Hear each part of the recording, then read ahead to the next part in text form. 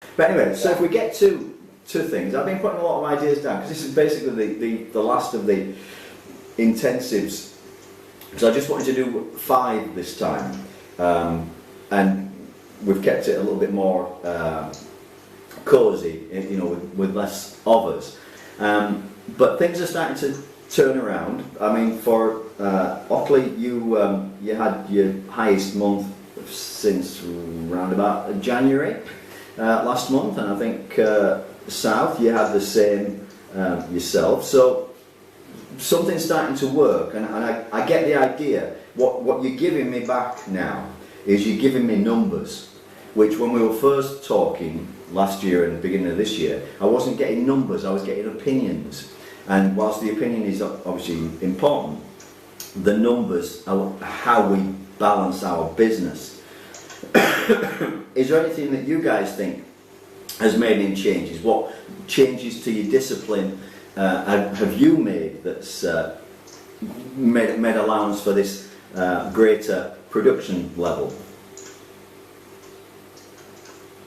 I think for South, it's consistency. I know we spoke a lot about consistency, like almost every time we have a meeting, and sometimes it just takes a while for that to sort of sink in and actually become like a habit. Yeah. But definitely consistency with our marketing has helped, and just bringing everyone together as a team, getting more of the CITs involved. Yeah, it's interesting. Doing marketing and inside as well, doing intros. Yeah, and I think we'll talk about what the success you've had with your CITs. It's funny that I'm on a page in the CIT manual, and you know, we talked yesterday, you were talking about game plan and how you sort of opening the book and it's applying to your life. Well, for some reason I'm on page 223 in the CIT manual, and it says professionals understand the 5 C's. Consistency builds credibility. Credibility builds confidence.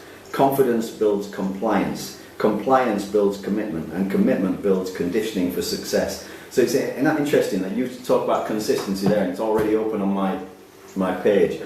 But it is consistency, and it's like if you're going to be physically fit, you only get that. You don't get that by running 20 miles every month. You get that by running 1 mile every day or 2 miles every other day. And it's that consistency that, you know, run 20 miles once a month, you get virtually no benefit whatsoever. But run 2 miles every other day, there's plenty of benefits on there. So it's the smaller amounts done more often.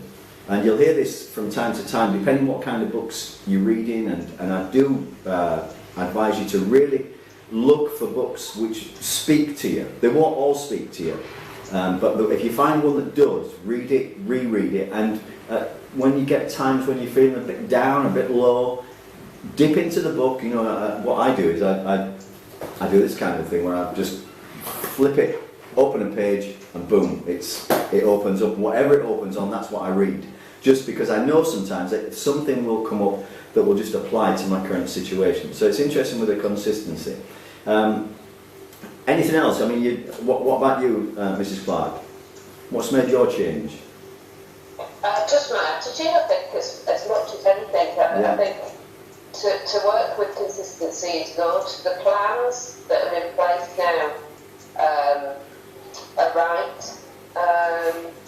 and it's just making sure that you're following it. So it does come back to consistency. Yeah, I think so. You know, it's a key. ensuring that you're not out and doing it.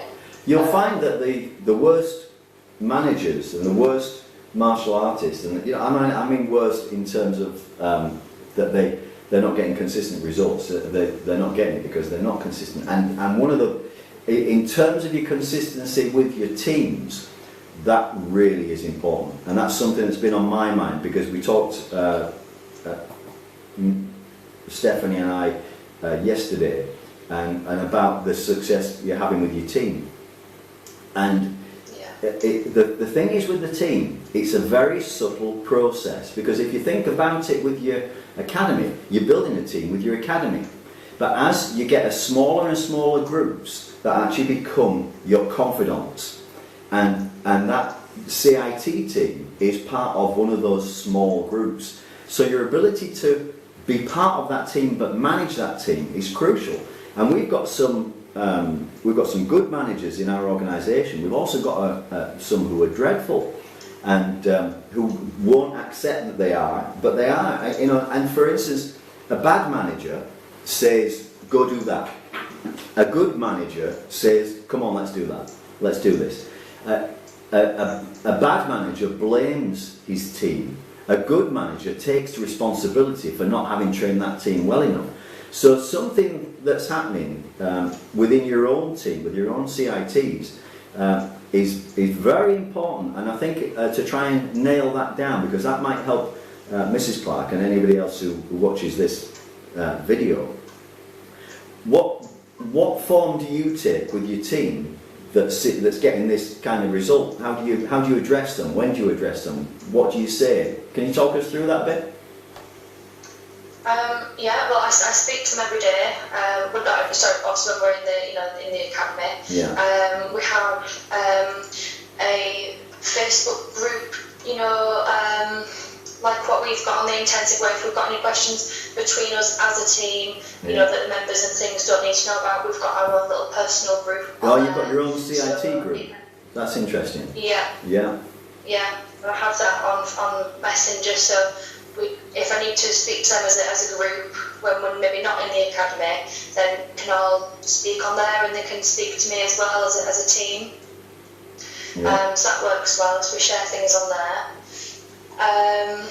And yeah, so I speak to them obviously when they come into the academy, I speak to them before they leave. Whatever I need any help with, I go to them, and I don't try and do things on my own. So I just keep them involved as much as possible day to day. Yeah, I think that's important too. Because and they've always been sort of aware from day one, and when we regularly sort of update and have a chat about where everyone's progressing, what our goals are for the academy and for each other.